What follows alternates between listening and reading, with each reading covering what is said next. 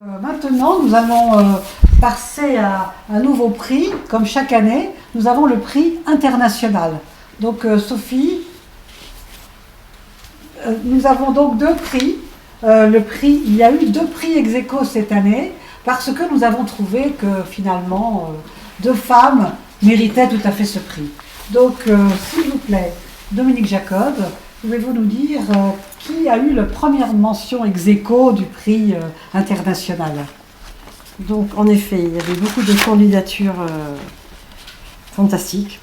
Donc, c'était très difficile déjà même d'en trouver. Enfin, on aurait voulu en donner encore plus, mais voilà, à un moment, il faut faire un choix. Et donc, il y avait le jury a voulu décerner le prix à ex aequo à deux femmes architectes, dont l'un des prix à Anna Heringer pour son travail fantastique dans différents pays du globe et vraiment qui nous a impressionnés par son parcours. Donc voilà, donc ça c'est un des prix ex aequo de la femme internationale qui a été attribué à Anna Heringer. En effet, donc Anna Heringer, qui est une architecte allemande, qui fait beaucoup d'architecture en participation avec les habitants dans des pays tels que le Bangladesh ou d'autres pays peut-être en voie de développement.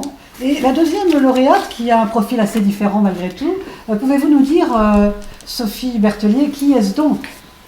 Alors, donc, le prix ex aequo international est décerné à Benedetta Tagliabue, voilà, dans la catégorie internationale. Donc, Benedetta est italienne, et travaille en Espagne. Et voilà, donc on va, je crois, visualiser les deux vidéos représentant leur travail.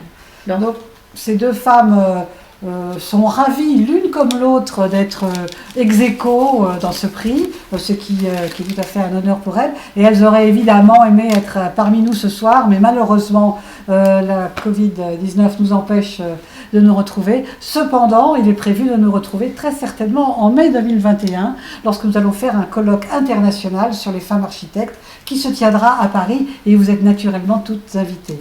Donc nous allons pouvoir déjà visionner la vidéo de Anna Heringer, architecte allemande, qui a eu le prix ex aequo pour le prix international Femmes Architectes 2020.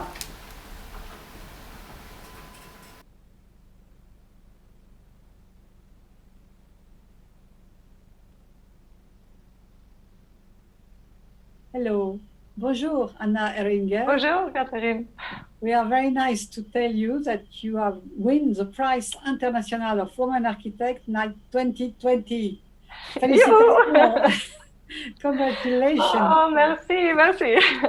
So the jury was completely fascinated by your work, and you are a very, very good architect and very famous. And we love your engagement for natural technique, natural material. Thank you. And taking care of the use of the country and for sustainable development. Your participation is essential as a nice example to show to the world. Thank you so much. What an honor. I'm really very happy. Thank you, Catherine. So as you know, you are ex aequo with Anna Heringer with Tagliabue. Yes, such a big joy. I love her work. It's such an inspiration. Very happy. It makes it even more precious, that award. I think it's very interesting to have two different ways of expression with her, like a kind of poesy and drawing fantastic, and your architecture with local material, using people, and you using local techniques, and it's very interesting. So we are very, very happy for this result of the prize, of the international prize this year. And you know, each year it's fantastic with Carmen Pino the first year, with Francine Ruben last year, and with Amanda Livet the year before. So it's a very fantastic panel of women architects. So, yeah, there is a lot of great female architecture around, women architects around. I'm so happy to be a part of that. Yeah, and you think you are happy to take part in a group of women architects, like a network, include in Women in Architecture network over the world. So yes, totally. We need to support each other yeah, I think and it's important. to really celebrate our way of doing architecture. So we are going to invite you in May in Paris for the International Congress I will organize with some partner from Germany, from Austria, from Italy, from Spain, and from France, of course. And we will be very honored if you can come 28. Yeah, I always love to come to Paris. It's just one of my favorite cities, of course. And so we have the meeting of the winners of Women Architect 2020. We will be all there to have discussion and presentation of the work. So could you tell us some words about your career, your beginning of the career, the big honor you've got, and the fantastic work you have done, please? So I went to Bangladesh when I was 19 years old as a kind of development learner to learn life from a different angle. And I was very much fascinated by development work, and I really felt an urge to leave a positive impact and to make, to contribute to social justice, to a more healthy planet. And at the same time, I had this urge of being creative and expressive. I had this creative itching. I really wanted to design things. And I was lucky to study architecture at the University of Linz in Austria. And my final diploma project is the Métis School in Bangladesh, which I built out of earth and bamboo with the local community. And that one won the Aga Khan Award. And it was, of course, a great support. Some other awards as well, like the Emerging Architects Awards of the Architectural Review. And it gave me an enormous kind of support to continue the way of doing architecture. And for me, architecture is a tool to improve lives. I really deeply believe that we have quite a power and responsibility to have an impact on the society, to contribute to social justice. Just, for example, through the way we choose our materials and the material techniques, that we also design the process, not just the outcome. I also believe that we have to be very sensitive with what resources we use towards the planet, what impact it has towards sustainability. And I also believe that we have to contribute to a cultural diversity. And for me, that is rooted very much in the local climate and in the local building materials. So I try to really create my architecture out of existing natural building materials that I find on the sites. And mostly this is earth, because wherever we go, we have earth. Also in Paris, there is also a history of building with earth. And I'm doing this in several parts in the world meanwhile. And I'm happy I'm getting always a very positive response. I was exhibited in the Biennale in Venice several times. And I was in the MoMA in New York. I was teaching in Zurich, in Boston, Harvard. So this work brings me a lot around the globe, and some of the projects I will show you a little bit later. So you win also a prize where I see you for the Sustainable Development Award in Palier de Chaillot. Yes, the Global Award for Sustainability, which is very dear to me, with a wonderful, beautiful network. Yeah, it's very fantastic to show all these projects together. So we are going to see one of your projects, some of them. So, as I tell you, you are the winner of the Tri International 2020, and you are you are very famous woman, Hannah Henringer, and we are so proud to see your project. The first one, it is a Métis School in Bangladesh.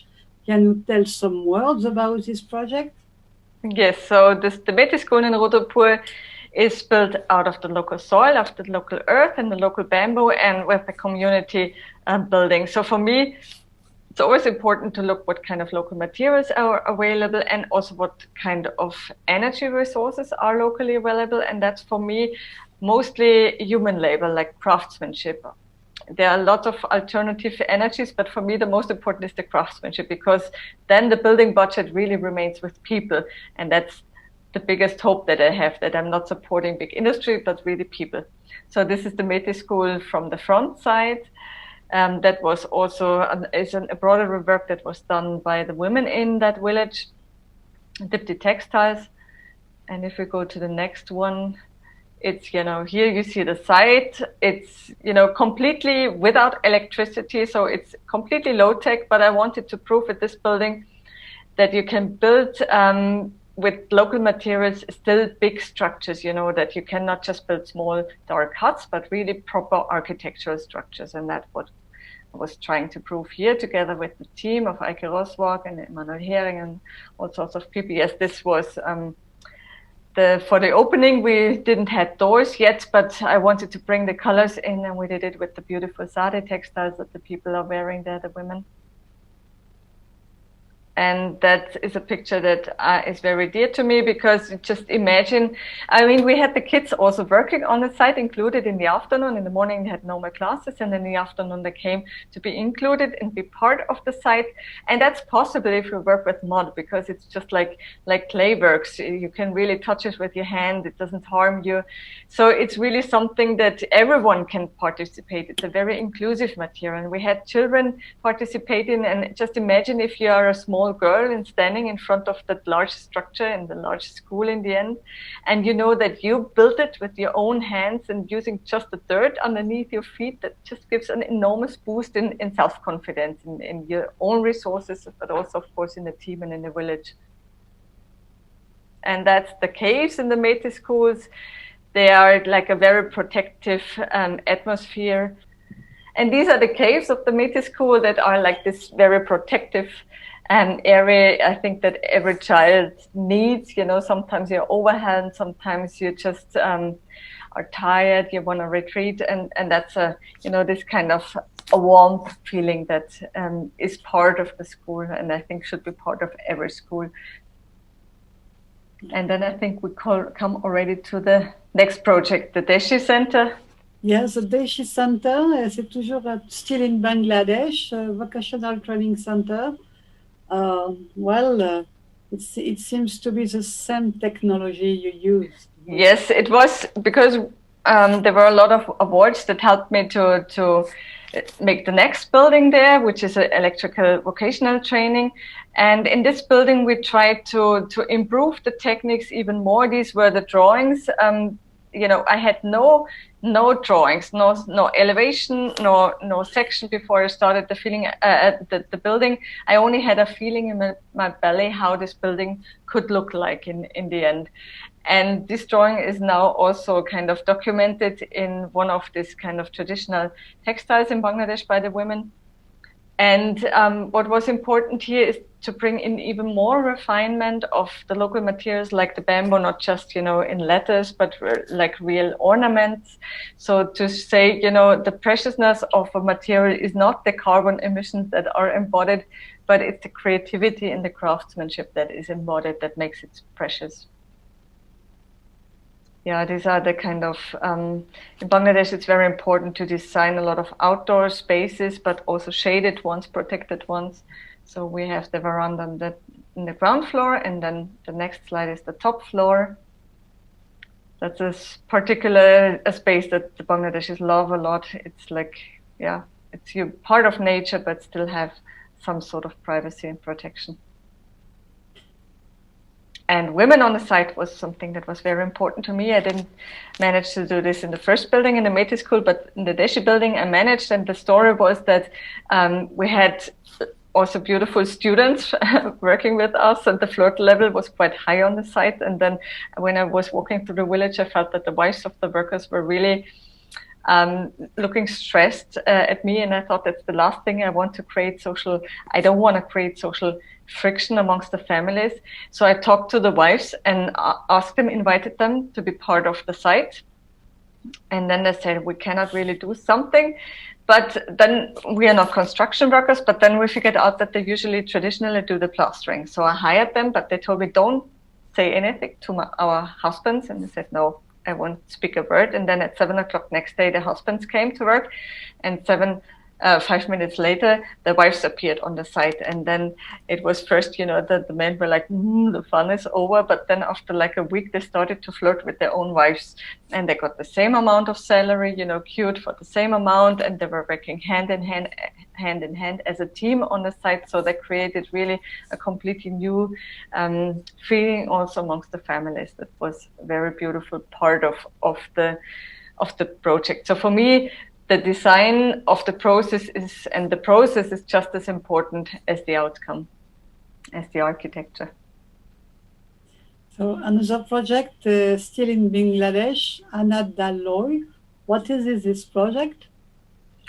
The Ananda-Loy building, Ananda means like deep felt joy, and the building is a center for people with disabilities and also a center for the women in this village in Rotepur for making textiles, as you see in the background. And other like the buildings that I built before, the Métis School, the Deshi building, were all like these rectangular boxes. And this one is kind of dancing. And I wanted to show, you know, that there is a beauty that we human beings are all different and that we are not all just the normal functional ones, but that we also have, you know, that there's a beauty in the diversity, and people with disabilities are just bringing a lot of beauty in our society and a lot of unexpected love and potentials that we need. So this is what is the top floor where you see the women working on textiles. So we have 20 women working for Dipti Textiles. It's a kind of a label for fair fashion that we created also because we wanted to keep the women in the village and give them a possibility to stay there and not to go and not know, because normally they need to leave to go to live, to work for the textile factories. And that, of course, is a living quality that is very hard, not only for the women, but especially for the women, but also, of course, for the children. So we really wanted to give them an option to stay in the beautiful village. And that's what we're doing with this building. And in the beginning, I thought, you know, it's a good idea that they can take the work home and work from home in a completely decentralized way. But then we found out that they actually want to have a real workplace, that they can tell in the morning, we are going to work. We're not just housewives, you know, we're going to work and we have a proper office and workplace. So we built this building for the people with disabilities and also for the women, and they're super proud to go there every morning. Yeah, there's the veranda spaces. It's incredible. It looks so nice. Thank you. Yeah, so there's a ramp kind of winding around the building, so that, of course, everyone can go up there. And the ramp, it's the only ramp in that area. And it, of course, creates a lot of questions, and a lot of people are coming and they ask, why do you need a ramp? And then immediately you are at the discussions about inclusiveness, why it's important and so on. So the architecture triggers a lot of discussions already amongst the people, and it's also really a great factor for awareness building and to open the minds. So now we go to Zimbabwe. It's a kindergarten. Like right. A kind of igloo, but not the same material. Yes, so beehive. So it's for a permaculture project, a beautiful project that is initiated by people from Zimbabwe.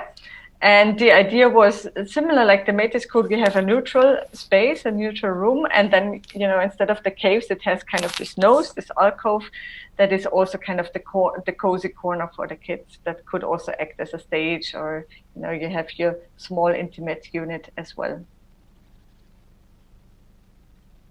So yeah, these are the workers. Yes, my grandfather used to build wooden domes, so this is also a little bit of a memory to the family heritage. And there's the thatching on top, which gives a very soft, the space is quite high, but because of the straw and the softness of the materials, it feels very cozy.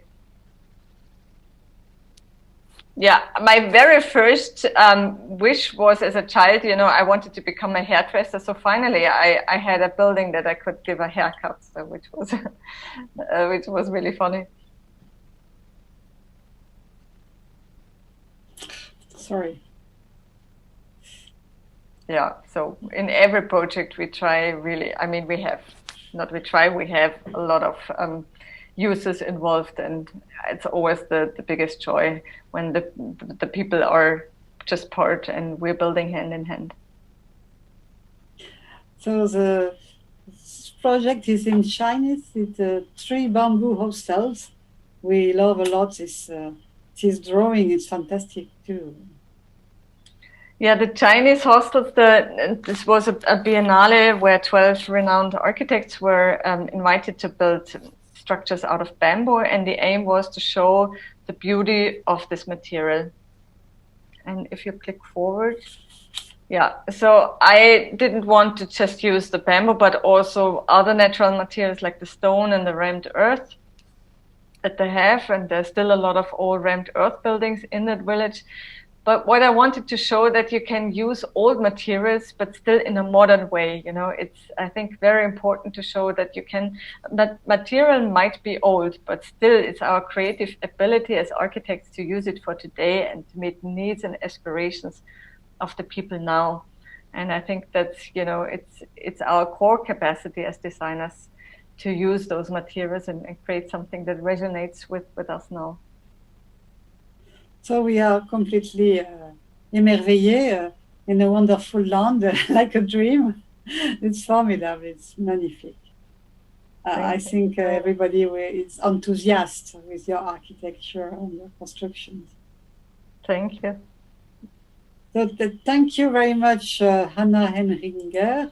We shall send you the diploma and phone you again to send it, to see you if you receive it, and to make a celebration in Paris with you in direct, we hope so. So fantastic project. We are so happy to give you the prize of Thank you, Catherine. International Woman to 2020, and I enjoy very much. I would like to meet you very soon. I hope you can come in May. Me too. And Me too. fantastic. Continue like this. You are doing a fantastic work. Definitely. And please go ahead and show to many people and young architects that they can do something as you do. I definitely do, because I really deeply believe that if we use more natural building materials and the material that we find just under our feet, that our workplaces, our homes, our cities, our villages would just become so much more healthy and sustainable, but also more humane and beautiful. And that's what I'm trying just to radiate, and to have more and more people joining in that movement. Thank you so much, Catherine, because this award is definitely helping in that a lot. Thank you so much. Thank you very much.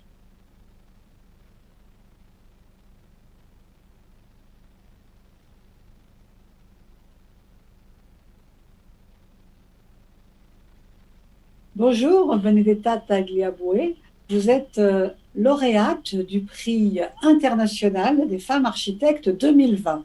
Vous êtes ex aequo avec Hannah Henringer, mais laissez-moi vous dire que le jury vous a trouvé toutes les deux formidables, chacune dans votre style. Bravo, Benedetta. Vous êtes contente, j'espère? Je suis très contente. C'est fantastique de revoir un prix.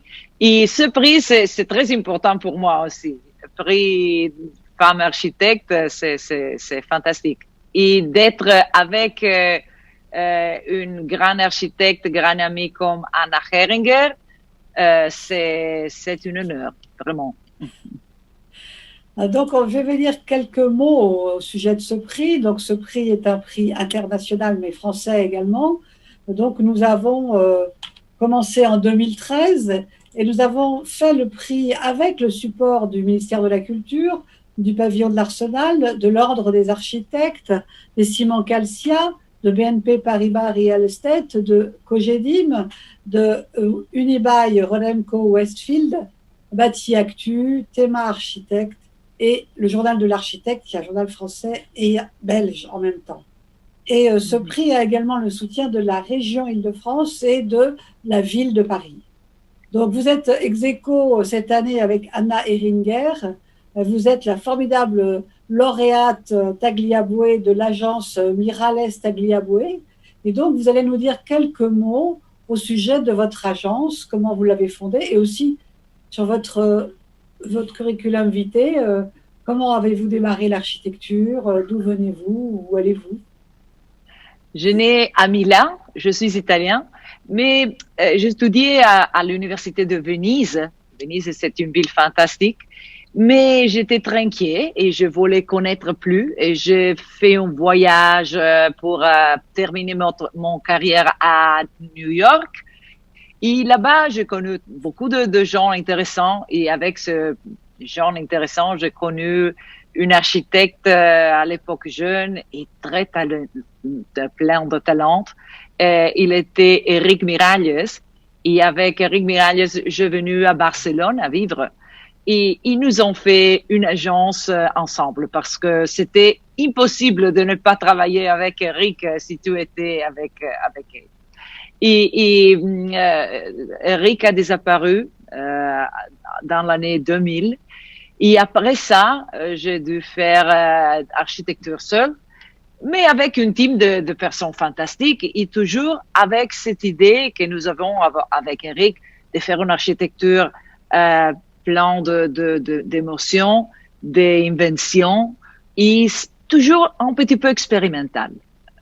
Pour ça que c'est très joli pour moi d'être architecte. C'est une profession très dure, mais aussi très jolie, merveilleuse.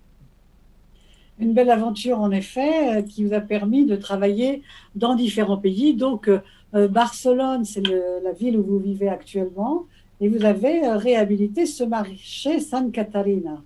Pouvez-vous nous expliquer votre projet? Santa Catarina, c'est un projet que j'aime beaucoup. Et toujours, je dis que nous avons fait ce projet parce que nous étions très égoïstes. Notre maison, c'était très près et ceci, c'était notre marché. Mais il n'était pas très fantastique à l'époque. Il était très décadent, très gris. Et pour ça, nous avons pensé de le rénover. Nous l'avons proposé à la ville. Et comme un miracle, nous avons commencé réellement à faire les projets. Et c'était comme ça, et c'était vraiment une image de la ville ancienne de Barcelone à l'époque des années 90. Et la rénovation, c'était porter couleur, porter ouverture, porter une énergie rénovée dans ce lieu que c'était très décadente. Et les couleurs sont ça, on a félicité d'aller à le marché, de trouver la fruit, les produits fraîches, de faire conversation. C'est un lieu très plein de vie, et ce vie nous la voulons donner à toute la ville. Nous avons une histoire très spéciale avec ce marché. Notre fille a pris le nom de ce marché. Santa Caterina, notre fille c'est Caterina, et Domènec, qui est le monastère qu'il y avait ici, c'était dominicain. Pour ça que ceci, c'est un projet très enlacé avec notre vie. Magnifique. Et là, nous allons aller voir un autre bâtiment de vous, qui est le pavillon espagnol à Shanghai, que vous avez réalisé en 2010 en Chine. Pouvez-vous parler des matériaux? On m'a parlé comme d'une écorce, comme une écorce qui est toujours répétée mais identique à la fois. Donc un magnifique projet que vous avez dessiné, j'imagine. J'aimais beaucoup la Chine. Je voyageais à la Chine quand j'avais 18 ans et il était très important pour moi.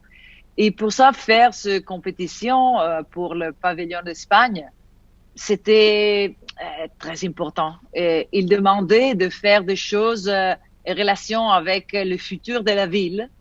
Et nous avons pensé que le futur de la ville devait être en relation aussi à la campagne, à l'artisanat, à la manualité. Et cette manualité, c'est une chose très ancienne, que c'est comme le langage de l'humanité. Non, la Chine, c'est différent, le langage de la Chine, c'est différent, mais c'est possible de communiquer avec l'intelligence de la main. Et pour ça, nous avons proposé une grande construction tout fait de rattan, de matériaux naturels, et tout fait à main. Et c'est incroyable, c'était difficile de convaincre le client de ça, mais au final, nous avons pu faire ça avec l'artisanat chinoise. Et c'était très joli, hein? Tous les gens qui venaient de la campagne, qui avaient bâti ce panneau, venaient voir avec beaucoup d'orgueil cette construction qui venait de la campagne à la centre de la ville de Shanghai. Et c'était bien aimé pour l'agent chinoise. Ceci, c'était une surprise très, très importante, très jolie. Et donc, toujours en relation avec la Chine ou Taïwan, cette fois-ci, vous avez construit une tour, une tour qui s'appelle China Trust, qui est un bâtiment évidemment de grande hauteur, mais en même temps d'une grande poésie comme l'ensemble de votre œuvre. Oui, c'est une grande compagnie, China Trust. Et le père qui avait fondé China Trust avait mort récemment.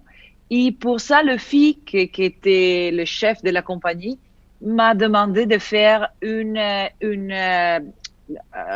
headquarter, mais qui recordait le nom de son père. Et le nom de son père, c'était Cypress Tree, c'était le nom d'un arbre.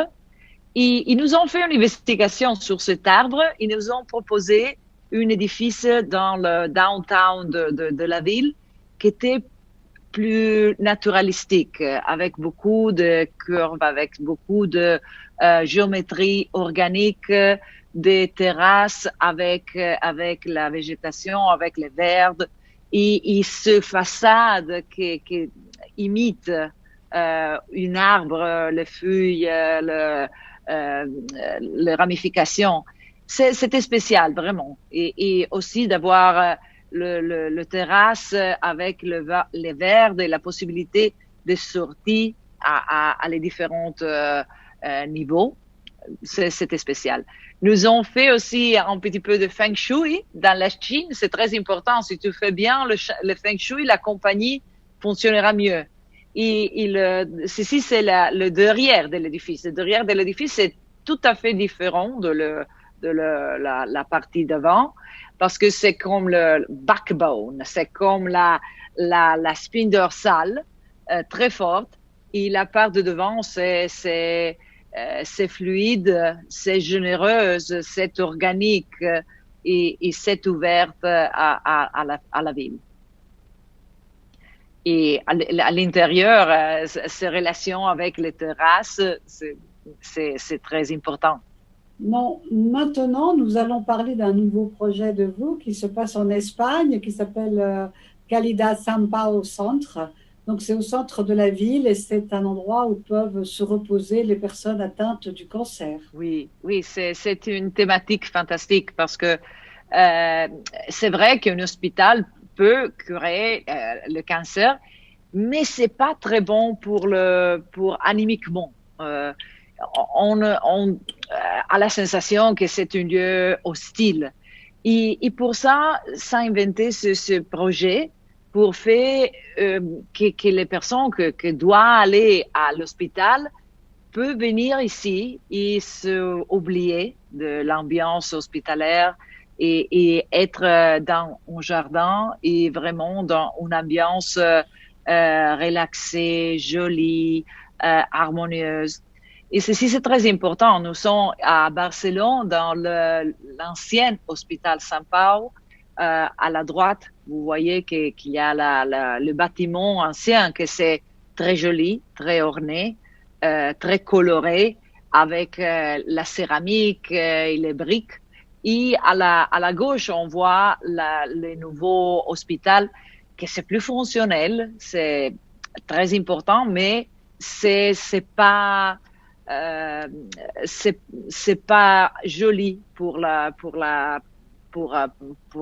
se sentir bien. Et pour ça, on peut venir de l'hôpital, on peut venir ici et on peut se relaxer, avoir une sensation d'être autrefois à la maison. Et je pense que ceci, c'est un grand programme. Vraiment, c'est un programme important de faire que la gens, on peut sentir à la maison dans l'espace comme l'hôpital, les espaces publics. C'est une intérieur avec une cuisine très centrale parce que qui vient ici doit sentir que ceci c'est la maison et on peut faire du thé, du café, et on peut se sentir avec les amis et faire conversation. La relation de le bâtiment et de le jardin, c'est très forte. On peut ouvrir le fenêtre, s'asseoir à l'extérieur ou regarder les verres de la fenêtre. Et ces relations de la nature et la personne, c'est très important et c'est part du programme. Et avec ce édifice ici, je pensais beaucoup que l'architecture peut être comme une médecine, peut être curative. Et nous, les architectes, nous devons faire le maximum que nous pouvons pour découvrir quelles sont les architectures les plus acceptées, qui donnent félicité. En effet, on se sent déjà à l'aise rien qu'en voyant les photos. Maintenant, nous allons changer de pays. Nous venons à Paris, à Romainville. Et nous allons analyser et regarder avec vous cette salle des fêtes que vous avez faite dans un bâtiment réhabilité et avec une extension. Racontez-nous un peu ce projet. Ah oui, ceci c'était un projet de rénovation pour un pavillon qui était le pavillon de fête, qui était très important à Romainville. Mais Romainville voulait plus d'espace, nécessitait plus d'espace pour faire du culture, pour faire des activités différentes. Et nous ont fait un projet qui maintenait le pavillon et le rénovait avec une nouvelle image, mais aussi donnait plus d'espace. Il y a l'ouverture au jardin. C'est quand le jardin vient dans la rue. Et aussi la possibilité d'entrer d'ici dans les nouvelles salles. Il y a des salles très, très bien équipées pour faire des différentes activités. Et la mémoire de l'édifice, c'est subrayé. Et je pense que de cette manière, l'ancien pavillon de Pologne, qui était le monument ici central de Romainville, c'est plus identifié, plus posé en évidence. Et je pense que c'est un édifice qui parle de la félicité, qui parle de la joie, qui parle du vert et de sustainabilité. Les arbres sont très près. Il y a ces relations avec le vert et les arbres, la forêt, et aussi l'industrie de la ville de Romainville avec une industrie de l'acier. Et ici, l'acier, c'est la peau de l'édifice, mais c'est traité d'une manière qu'il devient naturel, il devient joyeux, il devient léger. J'espère que ce bâtiment fera Romainville encore plus fort et encore plus plein d'énergie et de culture. Tout à fait. D'ailleurs, il est utilisé comme maison de la philo, notamment. Oui. C'est un bâtiment qui est très, très agréable à visiter. Et donc, Benedetta, je voulais vous féliciter une fois de plus, puisque vous allez recevoir le prix de l'international pour le prix de la femme architecte ex aequo avec Anna Heringer. Et encore une fois, bravo. Continuez à produire une excellente architecture comme vous le faites et continuez à rayonner à travers le monde parce que vous êtes une femme de talent et on vous remercie pour cela. Merci Catherine, merci bien. Je suis très contente d'être part de ce groupe de femmes fantastiques avec vous aussi et tous les jurys. Merci. Merci à vous et nous allons nous retrouver peut-être un peu plus tard pour vous remettre votre distinction, le 9 décembre où on va effectivement faire la cérémonie officielle. Eh bien, écoutez, on vous donne rendez-vous à Paris quand même en mai 2021, où nous allons visiter votre opération de Romainville et vous faire participer à une table ronde internationale. Oui, j'espère. Serais très content de le faire, personnellement. Eh bien, écoutez, je vous remercie et bravo encore et toutes nos félicitations pour votre magnifique architecture. Bravo. Merci et au revoir. Au revoir.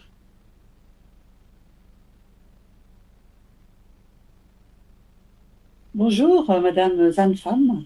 Vous êtes maire adjoint à la ville de Romainville, chargée de la culture, et vous avez appris que Madame Benedetta Tagliabue a reçu le prix de la femme architecte pour une œuvre qui est réalisée chez vous, donc le prix international pour le bâtiment qui pour moi est la maison de la philo. Qu'est-ce donc ce bâtiment ? Ce bâtiment, c'était l'ancien palais des fêtes qui correspondait historiquement au bâtiment de la maison de la Pologne pour l'exposition universelle. Et donc ce bâtiment est emblématique de la commune puisqu'il est depuis des dizaines d'années le lieu des réunions, des fêtes, des spectacles pour les Romainvillois. Il était important de rénover cette structure pour répondre aux besoins et aux nouvelles attentes de la population, à savoir la population de Romainville a grandi, s'est étendue et a eu soif de culture et besoin de nouvelles activités, d'un nouveau lieu pour pouvoir accueillir les différentes propositions. Ces propositions étaient de nature diverse, c'est la programmation de la ville de Romainville, la programmation culturelle, en danse, en musique, en cirque contemporain, mais aussi la demande était forte par rapport à la pratique philosophique à tout âge. Et c'est pourquoi la Maison de la Philo, qui était historiquement à la médiathèque Romain Rolland de Romainville, a déménagé dans les locaux du pavillon. Ce bâtiment correspond aux attentes de la mairie et des usagers ? Effectivement, l'espace proposé et la lumière qui baigne ces différents espaces sont tout à fait adaptés à recevoir tous les publics de tout âge dans toutes les envies artistiques qu'ils expriment. Est-ce que vous êtes honoré en tant que représentante de la mairie de Romainville de ce prix et avez-vous un mot à dire à Tagliabue au nom de la mairie ? La ville de Romainville est fière de voir une femme architecte reconnue dans son travail pour l'ensemble de sa carrière, pour l'ensemble de ce qu'elle a construit en direction des gens. Et avez-vous un mot à dire à cette architecte, par exemple, pour la féliciter ? La ville de Romainville est fière que Madame Tagliabue reçoive ce prix car il permet de couronner l'ensemble d'une carrière et l'ensemble de ses constructions, constructions qui semblent avoir le souci constant de l'usager et des différentes utilisations. Son travail aussi est remarquable par le fait qu'elle allie toujours le contexte, le lieu avec l'utilisation et aussi allie souvent le souci de la nature, du naturel et du bâti. Et c'est pour ça nous sommes très heureux que Madame Tagliabue reçoit ce prix pour cette année 2020. Je vous remercie et nous viendrons visiter l'année prochaine cette opération avec les représentants de la mairie si vous le voulez bien. Nous vous accueillerons avec plaisir. Merci Madame la maire. Nous revoilà pour le prix international des femmes architectes 2020. Comme vous l'avez compris, nous avons deux ex-aequo, deux femmes architectes remarquables, Anna Ehringer et Benedetta Tagliabue. Sophie Berthelier, vous étiez membre du jury 2020. Vous avez deux mots à nous dire au sujet de ces deux femmes. Oui, effectivement. Donc, Anna et Benedetta ne peuvent pas être avec nous ce soir, mais je voulais effectivement parler un petit peu de leur parcours, qui est effectivement extrêmement intéressant. Donc, à la fois Anna et Benedetta ont des parcours différents. Anna travaille beaucoup dans des pays en voie de développement, donc comme au Bangladesh, en Afrique. Elle développe avec les habitants des méthodes de construction à base de bambou magnifiques. Ça devient effectivement très poétique. Et Benedetta, elle travaille plutôt en Europe et elle continue le parcours qu'elle avait commencé avec son compagnon et architecte Enrique Miralles. Et donc, elle apporte aussi beaucoup de poésie dans son parcours. Mais surtout, ce que je voudrais dire, c'est qu'elles sont toutes les deux, à mon avis, des résistantes. Des résistantes parce qu'en fait, elles ne font aucune compromission. Elles ne cèdent pas aux tentatives faciles d'un certain formalisme. Elles ont chacune leur style très particulier qu'elles développent à la fois sur l'ensemble de leurs projets. Et donc je dois saluer en fait cette façon de travailler et voilà cette résistance, comme je le disais, sur le travail d'architecte. Donc on salue non seulement des femmes architectes, mais également voilà, des parcours très singuliers et très intéressants. Merci Sophie, on va peut-être applaudir quand même Benedetta. Alors, voilà, bravo. Bravo.